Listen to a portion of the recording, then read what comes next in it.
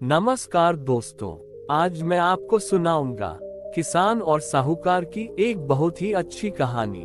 बहुत पुराने समय की बात है। एक लालची साहूकार से किसी गरीब किसान ने कर्जा लिया था। वह किसान बहुत ही ज्यादा गरीब था। उसके घर में उसकी पत्नी और एक सुंदर बेटी भी थी और उस लालची साहूकार की नजर किसान की सुंदर बेटी पर थी और यह बात मजबूर किसान जानता भी था। यही सोचते हुए कि साहूकार की गंदी नजरें उसकी बेटी पर न पड़े, उस किसान ने बहुत कोशिश की उसका कर्जा उतारने की, मगर वह किसान उसका कर्जा चुका ही नहीं पा रहा था। अब किसान दिन रात रोता था और यह सोचता था कि उस साहूकार का कर्जा वह कैसे चुकाएगा। तभी एक दिन साहूकार उस गरीब किसान के घर आता है और किसान से कहता है कि शायद तुम मेरा कर्ज चुका नहीं पाओगे और दिन रात उन पैसों का ब्याज बढ़ रहा है। तुम ऐसा करो कि तुम्हारी बेटी की शादी मुझसे करवा दो या मेरा सारा कर्ज अभी चुकाओ, और अगर तुमने मेरी शादी अपनी बेटी से करवा दी तो मैं तुम्हारा सारा कर्ज माफ कर दूंगा।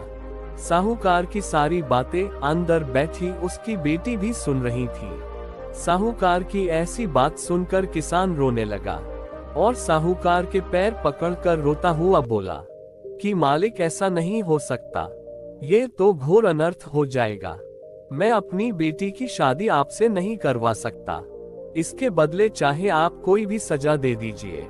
तब साहूकार बोला कि ठीक है, कल सबके सामने मैं तुम्हें मेरी बताई हुई जगह पर एक थैले में एक काला और एक सफेद पत्थर डालकर दूंगा और तुम्हारी बेटी को उस थैले में से एक पत्थर निकालना है, और अगर इसने उस थैले में से काला पत्थर निकाला तो इसे मुझसे शादी करनी होगी, और इसने उसमें से सफेद पत्थर निकाला तो मैं तुम्हारा सारा कर्जा उसी समय सबके सामने माफ कर दूंगा और ये शादी भी नहीं होगी।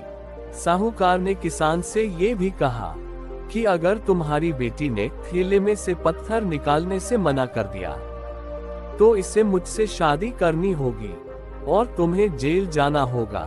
ये कहकर साहूकार वहां से चला गया। अब गरीब किसान और उसकी बेटी के पास उस लालची और गंदे साहूकार की बात मानने के सिवा और कोई दूसरा रास्ता नहीं था। वह दोनों ही भगवान पर भरोसा करके इस बात पर तैयार हो गए और अगले दिन साहूकार की बताई जगह पर पहुंच गए।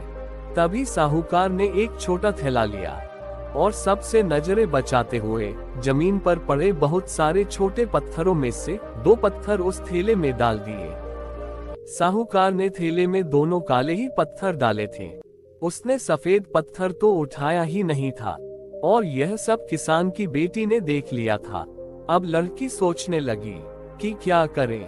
उसके सामने 3 विकल्प थे। पहला विकल्प ये कि वह पत्थर निकालने से ही मना कर दे, लेकिन ऐसा करने पर भी उसे साहूकार से शादी करनी ही होगी।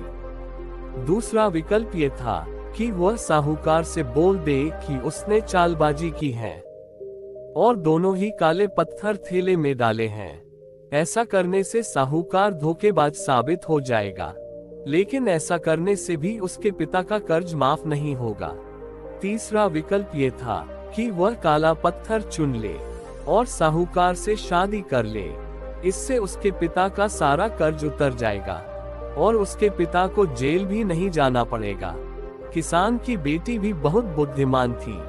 उसने दिमाग चलाया और चौथा रास्ता खोज लिया। किसान की बेटी ने उस थैले में हाथ डाला और एक पत्थर निकालते ही उसे नीचे गिरा दिया, जहां काले और सफेद पत्थर बहुत सारे पड़े थे। फिर उसकी लड़की ने बड़ी ही समझदारी से सबके सामने ये बोला कि इस थैले में से मैंने एक पत्थर निकाला, लेकिन वह तो मेरे हाथ से छूटकर नीचे गिर गया। अब नीचे सबने देखा कि काले और सफेद पत्थर तो बहुत सारे गिरे हैं। ऐसे में कैसे पता लगेगा कि उस लड़की ने कौन सा पत्थर नीचे गिराया है। तभी किसान की बेटी ने बहुत ही समझदारी से बोला कि कोई बात नहीं, अभी जो पत्थर थैले में पड़ा है उससे मालूम लग जाएगा कि कौन सा पत्थर नीचे गिरा। थैले में तो काला पत्थर था। किसान की बेटी ने तुरंत कहा कि इसका मतलब मैंने सफेद पत्थर निकाला था। किसान की बेटी की बात से सब लोग संतुष्ट थे और गांव के सरपंच ने भी सबके सामने साहूकार से यह कह दिया कि इस किसान का सारा कर्जा माफ कर दिया जाए और उसकी बेटी से भी अब तुम शादी नहीं कर सकते। साहूकार लड़की का मुंह देखता रह गया और वह कुछ बोल भी नहीं सका, क्योंकि उसने तो बहुत चतुराई से दोनों काले पत्थर ही उस थैले में रखे थे। इस तरह उस गरीब किसान के बेटी ने अपनी बुद्धिमानी से अपने पिता का कर्जा माफ करवा दिया और उस लालची साहूकार से शादी करने से भी बच गई और उस साहूकार को अच्छा सबक भी सिखा दिया। कहानी से सीख।